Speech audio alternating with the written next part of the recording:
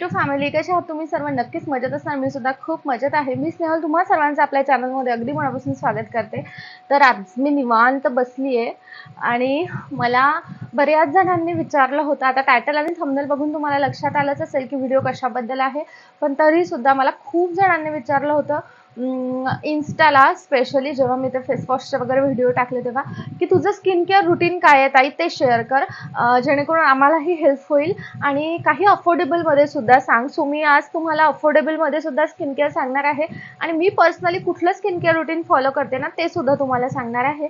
So चला व्हिडिओला सुरुवात करूया. आणि हां, प्रिशूच्या ब्रेस्ट फिडिंग बद्दल सुद्धा मला खूप जास्त प्रश्न होते की नेमकं कसं केलं. तू तर म्हणत होती की तिचं ब्रेस्ट फिडिंग बंद करणं खूप अवघड आहे, तर तू मेडिसिन्स घेतल्या का वगैरे, अशा भरपूर गोष्टी होत्या. सो म्हटलं चला आज तुमच्यासोबत ते शेअर करते. सर्वात आधी ना मी तुम्हाला स्किन केअरचं सांगते आणि नंतर त्याच्यानंतर बाकी आपण प्रिशूच्या ब्रेस्ट फिडिंग बद्दल बोलूया. सो सर्वात आधी तर मी तुम्हाला स्किन केअरचे काही बेस्ट ऑप्शन्स सांगते आणि त्यानंतर मी कुठलं यूज करते ना ते सांगते. आधी तर एक्सपेन्सिव्ह मध्ये जायला गेलं तर सेटाफिलचं मॉइश्चरायझर, ह्याच्याबद्दल सर्वांना माहिती असेल. सो माझ्याकडे हे एक मॉइश्चरायझर आहे सेटाफिलचं. मी फ्रंट कॅमेराने शूट करते, सो तुम्हाला मी इथे साईडला दाखवते क्लिअर. तर हे सेटाफिलचं मॉइश्चरायझर आहे, ड्राय टू नॉर्मल स्किनसाठी आणि सेन्सिटिव्ह स्किनसाठी बेस्ट आहे. पण माझी स्किन जरा जास्तीच ऑइली आहे, म्हणजे आधी कॉम्बिनेशन होती, आता माझी स्किन ऑइली झाली आहे. सो मी हे यूज करत नाही, पण अगेन ड्राय स्किनसाठी हे बेस्ट ऑप्शन आहे आणि हे सर्वात जास्त एक्सपेन्सिव्ह माझ्याकडे जे आहे ते. बाकी मी पार्लरमध्ये यूज करते ते तर बरं जास्तच एक्सपेन्सिव्ह आहे. मी तुम्हाला आपल्या डेलीसाठी वगैरे सांगते. सो सेटाफिलचं मॉइश्चरायझर खूप बेस्ट आहे. हे जरा एक्सपेन्सिव्ह आहे, सो आपण याला स्किप करून देऊया. सो तेच एक माझ्याकडे एक्सपेन्सिव्ह होतं. बाकी आता मी तुम्हाला अफोर्डेबल ऑप्शन सांगते. सो फेस वॉशसाठी इथे माझ्याकडे हे दोन ऑप्शन आहे. हा तर मी रिसेंटली यूज करायला सुरुवात केली आहे, मामाअर्थचा राईस वॉटर फेस वॉश. आणि आत्तापर्यंत मी यूज करायची डॉट अँड कीचा हा किका calming blemishes free blemishes clearing face wash. Oil free आहे, खूप बेस्ट असा फेस वॉश आहे माझ्या स्किनसाठी. मला खूप जास्त स्वेट येतो समरमध्ये, मला तरी हा खूप छान गेला आणि खरंच आणि पिगमेंटेशन सुद्धा कमी होतं. सो तुम्ही हा यूज करू शकता डॉट अँड कीचा. हा 250 याची प्राइस आहे, पण नायकावर सेलमध्ये वगैरे तुम्हाला 200 पर्यंत मिळून जाईल आणि खूप दिवस जातो. जेल फॉर्ममध्ये येतो, so again best face wash आहे. रिसेंटली मी मामाअर्थचा हा यूज करायला सुरुवात केलेली आहे, राईस वॉटर फेस वॉश. हा सुद्धा खूप छान आहे, समरसाठी बेस्ट आहे. राईस वॉटर तुम्हाला माहितीच आहे स्किन केअरमध्ये किती इम्पॉर्टंट असतं. सो खरंच हे दोन्ही बेस्ट फेस वॉश आहे. जेव्हा मला फेस वॉश नसतो करायचा त्यावेळी मग मी वाईप्स यूज करते आणि तसंही मेकअप रिमूव्ह करायला सुद्धा ना मी हे बेबी वाईप्स यूज करते. सो हे प्रीमियम बेबी वाईप्स आहेत आणि खूप अफोर्डेबल प्राइसला खूप जास्त वाईप्स येतात. मी खूप सर्च केलं होतं, मला त्यावेळी अफोर्डेबल पाहिजे होते. सो 72 वाईप्स येतात या आणि 100 रुपयापर्यंत तुम्हाला मिळून जातात. सो हे खूप अफोर्डेबल वाईप्स आहे. तुम्ही यांनी सुद्धा फेस क्लीन करू शकता आणि यांनी ना मेकअप सुद्धा खूप छान रिमूव्ह होतो. सो हे झालं क्लेन्झिंगचं. त्यानंतर आता टोनर. तर सो टोनर माझ्याकडे इथे 3 आहेत. म्हणजे माझ्याकडे गुड वाईब्सचे टोनर आहे. मी गुड वाईब्सचा रेग्युलरमध्ये हा ब्राईटनिंग टोनर यूज करते. रोज नाही, हा राईसवाला टोनर आहे, हा यूज करते. खूप छान आहे आणि गुड वाईब्सच्या ना अफोर्डेबलमध्ये येतात टोनर. त्यानंतर माझ्याकडे हा एक अँटी ब्लेमिशेस ग्लो टोनर आहे, हा सुद्धा खूप छान आहे. आणि त्यानंतर माझ्याकडे हा रोजचा आहे ग्लो टोनर. तिन्ही माझे हे गुड वाईब्सचेच आहे, तुम्ही कुठलंही घेऊ शकता. हे जे छोटं आहे ह्याची प्राइस आहे 250 रुपये. ऑफरमध्ये पर्पलवर मिळते फक्त गुड वाईब्सचे. सो तुम्हाला हे 200 पर्यंत वगैरे मिळून जाईल. मी ज्यावेळी घेतले होते ना तेव्हा मला सेलमध्ये हा 180ला समथिंग पडलेला. खूप ग्रेट असा आहे. त्यानंतर एक माझ्याकडे आणखी एक आहे अफोर्डेबलमध्ये, तो म्हणजे बायोटिकचा हा कुकुंबर टोनर. तुम्ही ऐकलं असेल अफोर्डेबलमध्ये हे टोनर खूप छान आहे. म्हणजे किती प्राइस आहे याची, हा 260ला आहे पण खूप जास्त येतो. सो हा बायोटिकचा कुकुंबर टोनर, हा सुद्धा छान टोनर आहे. त्यानंतर आता मी तुम्हाला सजेस्ट करते मॉइश्चरायझर, पण त्याआधी सिरम दाखवते. सिरम माझ्याकडे हे 2 आहेत. मी याला भरपूर यूज केला, मी आधी पण व्हिडिओजमध्ये सांगितलंय तुम्हाला. सो हे आहे फॉक्सटेलचं ब्रायटनिंग, व्हिटॅमिन सीचं ब्रायटनिंग सिरम आणि हे आहे फॉक्सटेलचं नायसिनामाइड सिरम. सो हे आता फॉक्सटेलनी म्हणजे बंद केलेलं आहे सेल करायला, पण खूप अमेझिंग असं आहे. ह्याची ना कन्सिस्टन्सी मला थोडी डिफरंट वाटली, तुम्ही बघू शकता. तसे सिरम लिक्विड फॉर्ममध्ये येतात, पण हे जरा वेगळे आहेत. पण खरंच खूप छान असं सिरम आहे फॉक्सटेलचं. त्यानंतर आता माझ्याकडे मॉइश्चरायझर दाखवते. मॉइश्चरायझरचे माझ्याकडे इथे 2 ऑप्शन आहे, जे मी आधी सुद्धा खूप वेळा सांगितलंय. हे डॉट अँड कीचं सर्वात आधी तुम्हाला बघून लक्षात येईल की मी याला किती जास्त यूज केलाय. बघा, ऑलमोस्ट हे फिनिश होत आलेलं आहे, म्हणजे झालंच आहे फिनिश. मी हे रेग्युलरली यूज करते. त्यानंतर माझ्याकडे इथे एक फॉक्सटेलचं आहे ऑइल बॅलन्सिंग मॉइश्चरायझर. ऑइली स्किनसाठी खूप ग्रेट असं आहे. ह्याला सुद्धा मी एवढं यूज केलेलं आहे. आणि बघा तुम्ही, खूप छान मॉइश्चरायझर आहे. त्याच्यामध्ये हे बारीक बारीक पार्टिकल्स असतात, आय डोंट नो कशाचे, पण खूप छान मॉइश्चरायझर आहे आणि ऑइली स्किनसाठी तर बेस्ट आहे. मी सिरम दाखवायचं राहिली होती. एक मी हे यूज केलाय. हे ऍक्च्युली पूर्ण फिनिश झालेलं आहे. मी आतापर्यंत यूज केली होती, मला परत घ्यायचं आहे. सो हे ना पूर्ण फिनिश झालेलं आहे, तुम्ही बघू शकता त्यात काहीच नाहीये. हे सिरम मी यूज करते ते म्हणजे डॉट अँड कीचा व्हिटॅमिन सीचं सिरम. आता तुम्ही बघू शकता की मी तुम्हाला सर्व ऑप्शन्स सांगितलेले आहे. त्यानंतर आता बाकी आहे ते म्हणजे अफोर्डेबलमध्ये. सो अफोर्डेबलमध्ये मी तुम्हाला मॉइश्चरायझर सजेस्ट करणार आहे, कारण बाकी फेस वॉशची वगैरे ऑलमोस्ट सर्व प्राइस सारखीच असते. सो मी तुम्हाला जे दाखवलं ना, तुम्ही या बेबी वाईप्स यूज करू शकता. अफोर्डेबल प्राइसला आहे आणि अगेन खूप छान आहे. त्यानंतर टोनरमध्ये तुम्ही एक हे यूज करू शकता किंवा मग ते कुकुंबर टोनर. दोन्हीची प्राइस सारखीच आहे, पण ते क्वांटिटीमध्ये थोडं जास्त येतं. सो तुम्ही हे सुद्धा टोनर यूज करू शकता. त्यानंतर मॉइश्चरायझर. आता हे मॉइश्चरायझर असे आहे ना की ह्याच्याबद्दल सर्वांनाच माहिती असेल, ते म्हणजे पॉन्ड्सचं आणि निव्याचं. जर तुमची ड्राय स्किन असेल तर त्यासाठी निव्याचं हे मॉइश्चरायझर बेस्ट आहे रेग्युलर यूजसाठी. आणि जर तुमची ऑइली स्किन असेल तर पॉन्ड्सचं हे मॉइश्चरायझर बेस्ट आहे रेग्युलर यूजसाठी. हे तर फक्त 52 रुपयाला येतं एवढी डब्बी. आणि माझी ऑइली स्किन आहे, सो मला हे लावायचं आतापर्यंत यूज नाही पडला, पण मी 1-2दा वापरलेला आहे. मला DIY करायला होतं तेव्हा. सो हे एक मॉइश्चरायझर ड्राय स्किनसाठी बेस्ट आहे अफोर्डेबल प्राइसमध्ये. आणि हे पॉन्ड्सचं ऑइली स्किनसाठी बेस्ट आहे अफोर्डेबल प्राइसमध्ये. सो याची प्राइस आहे 100 रुपीज. 100 रुपीजमध्ये तुम्हाला एवढं जास्त मिळून जातं, तुम्ही बघू शकता. मी ह्याला सुद्धा यूज करायची आधी. आता मी तुम्हाला सांगते की मी ऑनेस्टली काय काय स्किन केअर रुटीन फॉलो करते. सो मी सनस्क्रीन दाखवायचं राहिलंय. सनस्क्रीन मी यूज करते डॉट अँड कीचं. सध्या तरी माझ्याकडे सनस्क्रीनसाठी एकच ऑप्शन आहे, कारण मी हेच यूज करते. आता तुम्ही नोटीस केलं असेल की माझ्याकडे वेगवेगळ्या ब्रँडचे वेगवेगळ्या व्हेरियंट्सचे प्रोडक्ट आहे. आता मी कुठले यूज करते ना ते तुम्हाला सांगते आहे. सो मी आता रेग्युलरमध्ये मामाअर्थचा हा राईस वॉटरचा फेस वॉश यूज करते आहे. अमेझिंग, खूपच छान आहे. आणि नॉन स्पॉन्सर्ड व्हिडिओ आहे हा, बाय द वे. मी खरोखर जे यूज करते मी तेच तुम्हाला सांगते. सो मामाअर्थचा हा राईस वॉटरवाला फेस वॉश यूज करते मी. त्यानंतर मॉइश्चरायझरमध्ये मी यूज करते डॉट अँड कीचं. मी सिरम वगैरे सध्या यूज करत नाहीये, कारण माझं हे जे सिरम आहे ना, हे सिरम संपलंय, नाही तर मी हे यूज करायची. मॉइश्चरायझर मी यूज करते डॉट अँड कीचं, तुम्हाला लक्षात आलंच असेल. रेग्युलरमध्ये मी हे यूज करते. त्यानंतर मी यूज करते सनस्क्रीन. सो हे सुद्धा आहे डॉट अँड कीचं. आता तुम्ही बघितलं असेल हे वेगवेगळ्या व्हेरियंट्सचे आहे, पण यांनी काही फरक पडत नाही. तुम्ही सेम व्हेरियंट्सचे सुद्धा घेऊ शकता. लाईक हा आहे व्हिटॅमिन C+E.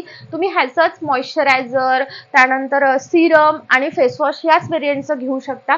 यामध्ये सुद्धा तसंच, जसं यामध्ये मी आधी फेसवॉश यूज करायची याच व्हेरियंटचा, असं तुम्ही घेऊ शकता. पण मला म्हणजे मला जे जे सूट झाले स्वतः, मला जे खूप आवडले ते मी माझ्या स्किन केअरमध्ये इन्क्लूड केलेले आहे. सो मी माझ्या स्किन केअरमध्ये हा फेस वॉश यूज करते, हे मॉइश्चरायझर यूज करते आणि हे सनस्क्रीन. That's it. त्याशिवाय काहीच नाही. आणि फेसच्या केअर सोबतच लिपची केअर सुद्धा खूप इम्पॉर्टंट आहे. सो मी त्यासाठी ना हा फॅशन कलरचा पूर्ण यावर लिहिलेलं गेलाय, तुम्ही बघू शकता. मी खूप यूज केलाय. सो मी हा फॅशन कलरचा लिप बाम यूज करते. आताही मी तोच लावलेला आहे. ह्याच्यामध्ये वेगवेगळे कलर येतात. ते कलर राहत नाही, पण ते थोडासा टिंट दिसतो फक्त त्याचा, बाकी काहीच नाही. आणि असं माझं स्किन केअर आहे. बाय द वे हे सनस्क्रीन अजिबात व्हाईट कास्ट सोडत नाही. सो तुम्ही ह्याला नक्कीच यूज करू शकता. ओके, सो हे झालं स्किन केअर बद्दल. आता मी तुम्हाला मोस्ट रिक्वेस्टेड क्वेश्चन, जो मला इन्स्टाला तो जेव्हापासून मी व्हिडिओ टाकलाय ना की प्रिशूचं ब्रेस्ट फिडिंग बंद केलंय तेव्हापासून सारखे डीएम येतात आहे की कसं केलं, म्हणजे तू मेडिसिन यूज केल्या का किंवा ब्रेस्ट मिल्क बनणं बंद झालंय का, या सर्व गोष्टी. सो मी तुम्हाला ना आता इन डिटेल सांगते, कारण मला कमेंट सुद्धा होती की ताई पूर्ण प्रोसेस सांग, कारण माझे व्हिडिओ सर्वात जास्त ते बघतात ज्यांना बेबी आहेत ऑलरेडी. सो म्हटलं चला तुम्हालाही हेल्पफुल होईल, कारण जेवढं जास्त मला वाटलं होतं ना कठीण, तेवढं जास्त ते कठीण खरंच नव्हतं.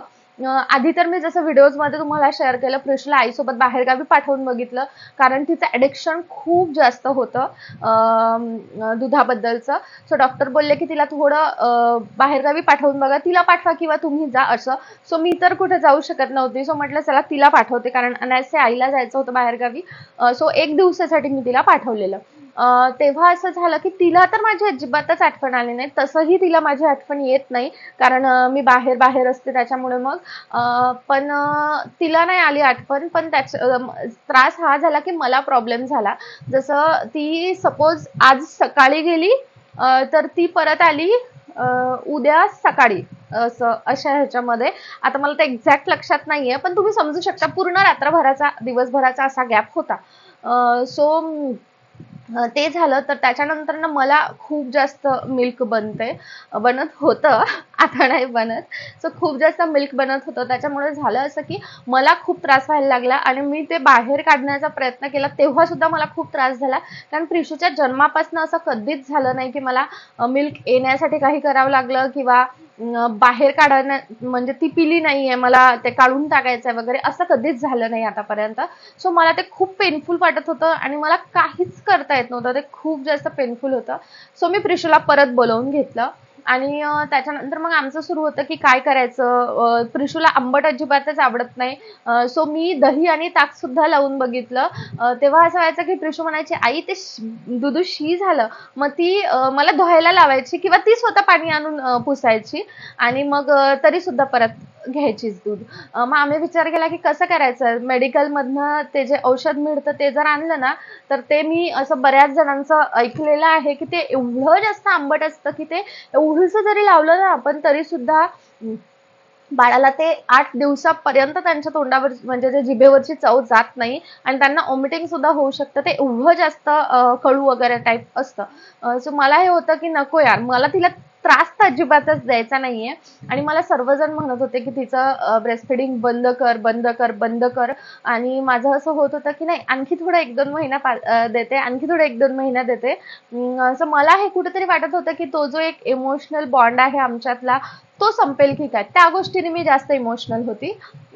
बाकी मला असं मला त्रास होत होता, मला ती रात्रभर झोपू द्यायची नाही, तिचं ॲडिक्शन खूप जास्त होतं दुधाबद्दलचं. पण म्हटलं ठीक आहे आता, म्हणजे ती लहान आहे तेव्हाच पिणार ना, नंतर थोडी ना ती घेणार. पण ती 20 महिन्याची झाली आहे आणि माझं असं होतं की म्हणजे सर्वांना वाटत होतं की आता हीच वेळ आहे की ते बंद करायला पाहिजे, नाहीतर तिचा जेवणावरचा फोकस आहे तो इकडे शिफ्ट होतो असं. सो आम्ही डिसाईड केलं की चला ठीक आहे. मग एक दिवस असाच विचार केला की बाबासाठी म्हणजे बाबाला कडुलिंबाच्या पाला खायचा आवड आहे, त्या पाण्याने अंघोळ करायची आवड आहे. सो त्यांनी त्यांच्यासाठी आणलं होतं, त्यातला अगदी थोडासा घेतला मी आणि तो मिक्सरला बारीक केला आणि त्यातलं पाणी वगैरे नाही काढलं, तेच घट्ट जे आहे तेच मिक्सरला बारीक केलेलं मी लावलं आणि त्याच्यानंतर मग तिला दिलं. तिला ते एवढं म्हणजे उलटी आल्यासारखं झालं. उलटी वगैरे काही नाही केली तिने, पण तिला ते खूप चव कळू लागली आणि ती म्हणाली की आई दुधूशी झालं. मग असंच तिने 2-3 वेळा घेण्याचा प्रयत्न केला. 2-3 वेळा तिला कळू लागलं, सेम डेलाच बरं का, नंतर नाही. मी एकच दिवस लावलं फक्त ते, तेव्हा ते रात्रीला 8-9 वाजले असतील जेव्हा मी ते लावलं तेव्हा. आणि तिला ते तिने 2-3 वेळा ट्राय केला आणि त्याच्यानंतर मग रात्रीला असं झालं की मध्यरात्री 2-2:30 वाजता तेव्हा तिने एकदा ट्राय केलं, तेव्हा तिला कळू लागलं, कारण मी जवळच घेऊन झोपलेली होती. आमचं हे डिसाइडेड होतं की नाही आता बंदच करायचं आहे, कारण ना तिचा जेवणावरचा फोकस खूप जास्त शिफ्ट झालेला होता. कारण सारखी मी तिला दिसत होती, मग तिला असं होत होतं की नाही, मग ती जेवण नव्हती करत, तिला सर्वात जास्त इंटरेस्ट फक्त ब्रेस्ट मिल्कमध्ये होता असं. सो मग मी ते रात्रीला सुद्धा लावलं. त्याच्यानंतर तिचं असं होत होतं, तिची इच्छा होत होती, ती माझ्या जवळ येत होती, पण ती मला म्हणत होती, "आई दुधूशी झालं." मग ती घेत नव्हती. मग तिचं तेच होतं, की नाहीच घ्यायचं. मग आता तिचं ते सर्व करून 1 आठवडा झालेला आहे. मी बोलले होते ना लास्ट व्हिडिओमध्ये, की मला जेव्हा शुअरिटी येईल, की सक्सेसफुली बंद झालाय, मी त्याच वेळेस फक्त तुमच्यासोबत शेअर करेल सर्व डिटेलमध्ये. सो आता एक आठवडा झालेला आहे. तिने अजिबातच घेतलेलं नाहीये. प्रयत्न खूप केले तिने, पण तिला असं हिंमत होत नव्हती त्या कडू ह्याच्यामुळे.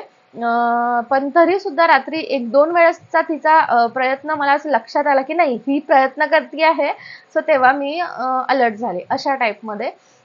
आणि जे आहे ना तिचं रडण्याचं आता रात्रीचं खूप वाढलंय मग. कारण तिला भूक लागते म्हणून पिते असं नाहीये ती. तिला ॲडिक्शन आहे त्याचं म्हणून ती पिते. तिला सवय झाली आहे. सो रात्रीला मग तिचं असं होतं, की खूप रडते. आम्ही तिला दूध देऊन पाहतो. पोटभर जेवून झोपवतो तरी सुद्धा तिला असं असतं, की नाही मला पाहिजे म्हणजे पाहिजेच.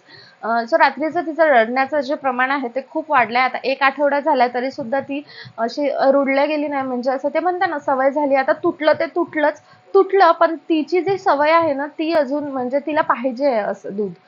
ती घेत नाहीये अजिबातच. तिची हिंमत होत नाही या कडू याच्यामुळे. पण ती रात्रीला मग खूप जास्त रडते आणि मला रात्रीला जागवतेच. असं वाटलं होतं की तिचं ब्रेस्ट फीडिंग बंद केल्यानंतर तरी ती मला झोपू देईल, पण तसं होत नाहीये. ती मला जागवतीच आहे. असो तो वेगळा पार्ट.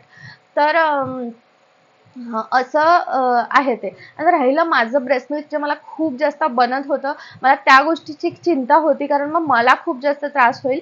त्यात मेडिसिनचं मी डॉक्टरला जे बोलले होते, ते डॉक्टर बोलले, की "तू मेडिसिन नाही घेऊ शकत, कारण ऑलरेडी तुला एक्स्ट्रीम हेडेकचा म्हणजे मायग्रेनचा प्रॉब्लेम आहे. त्याच्यामुळे त्याने हार्मोनल म्हणजे ते असं आहे, की आपल्या शरीरामध्ये नॅचरली काहीतरी प्रोसेस होतीये, आपण त्याला थांबवतोय मेडिसिन देऊन.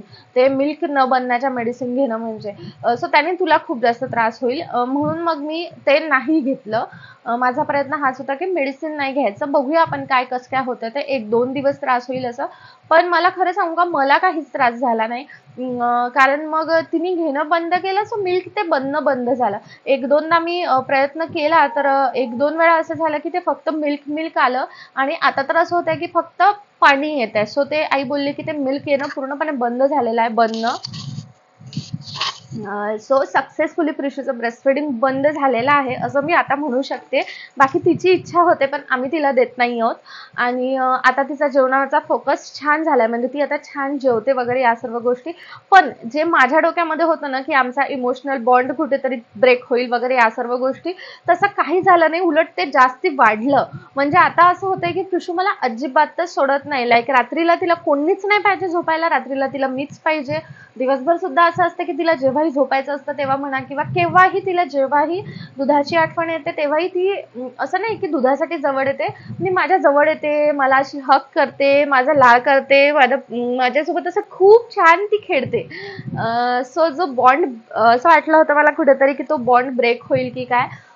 पण तसं काहीच झालं नाही. पण खरं सांगू का, मी माझं जर फिलिंग सांगायचं म्हटलं तर मला असं खूप जास्त आठवते, की प्रिशू मस्त माझ्या मांडीवर यायची, अशी मस्त मला चिटकून झोपायची. या सर्व गोष्टी मी खूप मिस करते आहे. पण त्यापेक्षाही जास्त स्ट्रॉंग आमचा बॉन्ड झालाय आता.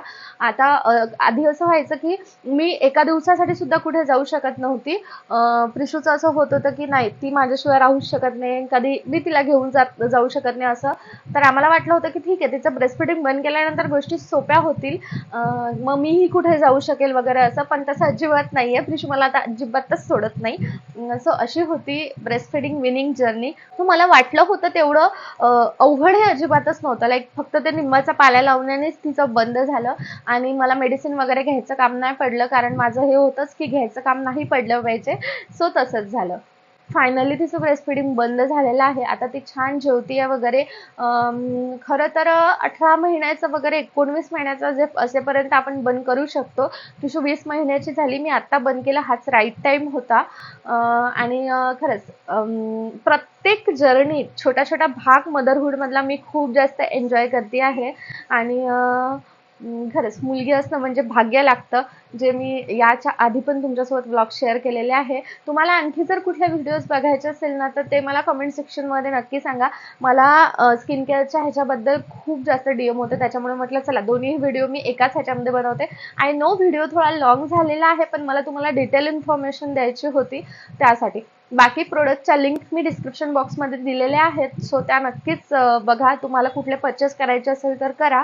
आणि हां, आणखी कुठले व्हिडिओज बघायचे असेल तर ते मला सांगायला विसरू नका. आणि माझ्या चॅनलला प्लीज सबस्क्राईब करा, त्याने मला खूप जास्त हेल्प होईल आणि मला आणखी जास्त मोटिवेशन होतं मग व्हिडिओज बनवायला. तर चला आता फायनली मी हा व्हिडिओला इथेच एंड करते. तुम्हाला हा व्हिडिओ कसा वाटला मला कमेंट सेक्शनमध्ये नक्की सांगा. भेटूया नेक्स्ट व्हिडिओमध्ये. तोपर्यंत bye bye, take care and thanks for watching my video.